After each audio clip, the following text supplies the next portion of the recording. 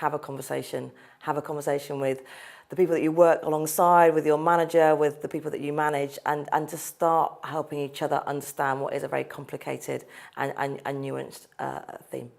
Call out good behaviour, not just bad behaviour. So, and particularly with senior management. So, my job can be quite lonely sometimes, and there have been some really key moments when people have come to me and said, "You did this, and you may not know it, but when you did that, this is how it made me feel, or this is the impact it's had," and that's enabled me to think about that and do that thing more often.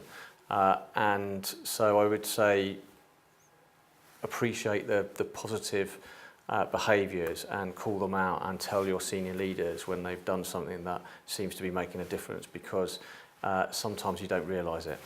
I think the one thing that people should do is gravitate towards their allies, find themselves mentors, sponsors, who are their allies within the business, because those are the people that are going to lift you up when you need lifting.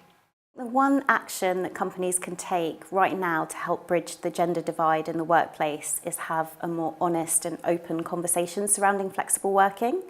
I think flexible working historically has been a conversation that's primarily been about motherhood. And we've had high-profile examples of big agencies that have effectively pushed women out of the industry because they haven't been able to flex, even at the most basic level, to allow women to get home in time to get their children. And at the same time, we're seeing this kind of more unspoken conversation amongst men in the workplace and men in the creative industries who are not getting even the most basic of flexibility because it's seen as a female problem and a motherhood penalty. Think beyond and outside of their own experiences. So a lot of the discussion that happened this evening, I think what's quite clear is that we sort of exist very much within our own bubbles a lot of the time, and the great thing about tonight was that it was trying to bridge that gap.